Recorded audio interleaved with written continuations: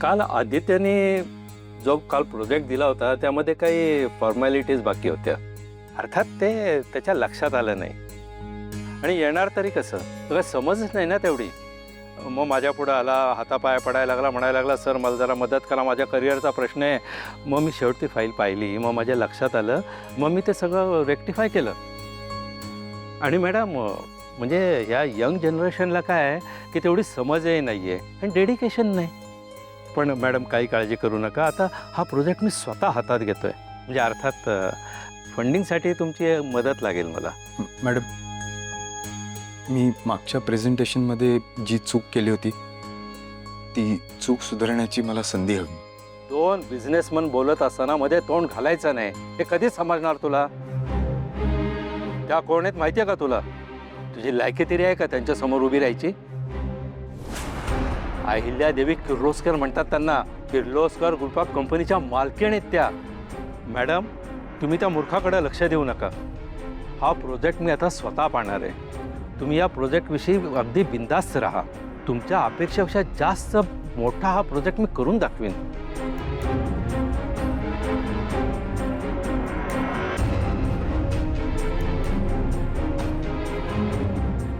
त्यांना काढून टाक प्रोजेक्ट मधून. मॅडम मीच त्याला काढून टाकणार होतो. त्याला एक मिनिट सुद्धा थांबू देणार नाही मी इथं. सर या प्रोजेक्टची आयडिया माझी आहे.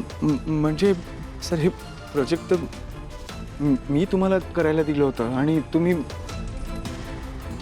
मलाच या प्रोजेक्टमधून काढून टाकताय.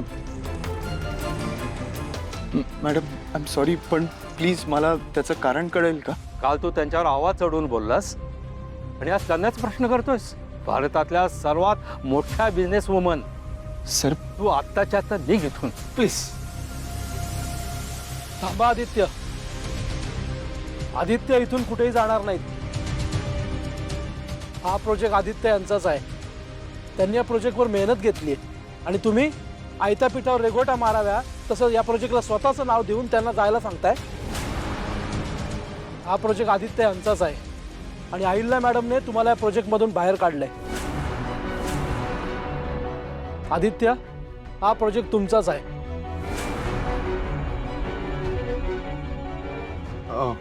आई मॅडम तुम्ही प्लीज यांना प्रोजेक्टमधून काढू नका.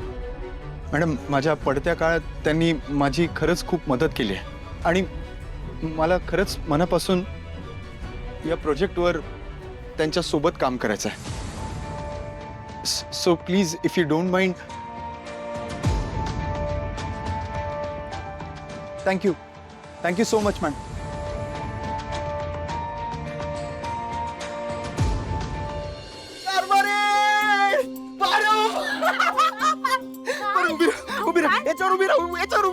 काय चाललंय तुमचं?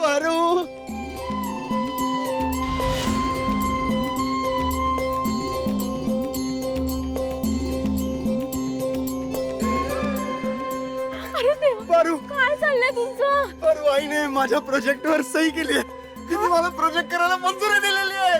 फायनली इतके वर्ष मी ज्या प्रोजेक्टची वाट बघत होतो आज मी तो प्रोजेक्ट करणार आहे. पारू तुला आईच्या मनासारखी सून व्हायचंय ना, तर तू फक्त छान अभ्यास कर, खूप चांगले मार्क आण आणि मी या प्रोजेक्टवर मनापासून काम करतो. प्रोजेक्ट खूप मोठं करतो.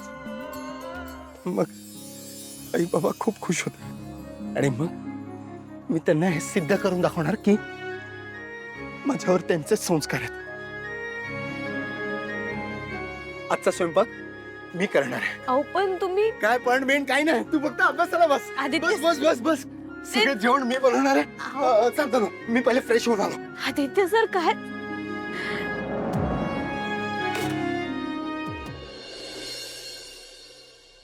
मी विचार करते काहीतरी. बरं ऐक, ते सगळं जाऊ दे. मला हे ऑनलाईन शॉपिंगचं काही कळत नाही अगं. सुरुवातीला जेव्हा आपण शॉपिंग करत असतो तेव्हा इतका डिस्काउंट देतात, ऑफर्स देतात आणि नंतर आपल्याकडूनच पैसे वसूल करून घेतात हे लोक. पण काय करणार, मला ना आता खूप कंटाळा आलाय अगं. काही कळतच नाही, पण करणार तरी काय, कंटाळा आलाय मला. असो हरकत नाही, दुसऱ्याच्या लफड्यात पडण्यापेक्षा माझी ऑनलाईन शॉपिंग बरी. तुम्ही जरा गप्प बसा ना. तुम्हाला सांगितलं ना मी विचार करते काहीतरी. त्या अहिल्याने आदित्याचा तो प्रोजेक्ट अप्रूव्ह केला, त्याचं टेन्शन आलंय मला. आणि तुमचं काय हे फालतू नेहमीच आपलं शॉपिंग शॉपिंग शॉपिंग. कर बाई, तू विचार कर, तू तेवढं तरी करू शकतेस. एक सासू मॉम, काय मस्त वागलात ना तुम्ही. शेवटी तुम्हाला जे करायचं होतं अगदी तेच केलं ना. काय गरज होती तुम्हाला आदित्यला तो प्रोजेक्ट हँड ओव्हर करायची. म्हणजे इथे घरात तर तुम्ही बराच वेळा बोललात की तो प्रोजेक्टच करायचा नाहीये, आणि तिकडे जाऊन त्याला तो देऊन आलात. एक सासू मॉम, तुम्ही ते कॉन्ट्रॅक्ट मुद्दाम तुमच्या मुलाला दिलत ना. तो एका कंपनीमध्ये बेसिक एम्प्लॉय म्हणून काम करत होता. या गोष्टीचं वाईट वाटलं, पण मग त्याच्यावर राग असल्याचं नाटक का करताय. हे म्हणजे एकीकडे सगळ्यांसमोर त्याच्यावर किती राग आहे असं दाखवायचं, आणि दुसरीकडे त्याच्याकडे एक मोठा चांगला प्रोजेक्ट देऊन टाकायचा. तुमच्या या असल्या बायस्ड वागण्याचा नक्की काय अर्थ आहे. तुम्हाला माहितीये तुमच्या असल्या वागण्यातून काय सिद्ध होतं. अहिल्यादेवी किर्लोस्कर किती मोठ्या खोटारड्या आहेत हेच सिद्ध होतं. कुठे गेले तुमचे एथिक्स, तुमची तत्व, तुमचे रूल्स. ते फक्त आमच्यासाठी असतात. तुमचा लाडका मुलगा तुमच्या समोर आला की सगळं बदलतं. दिशा, तोंड सांभाळून बोला. विसरू नकोस तू आईशी बोलतेस.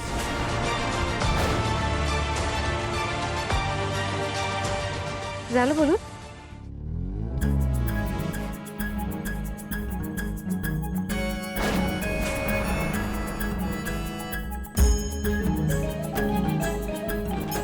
बस. हा बस.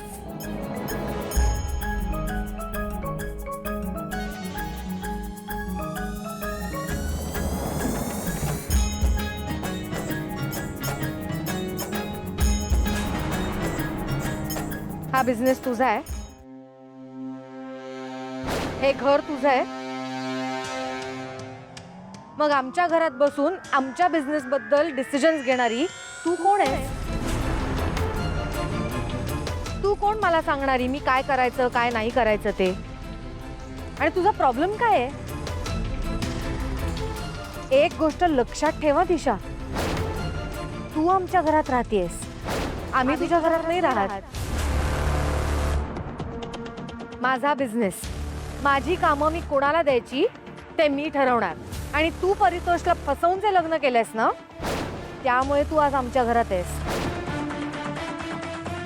नाहीतर तुझा आमच्या घराशी काहीही संबंध नाही. तुला मी या घरात लादी पुसायलाही ठेवणार नाही.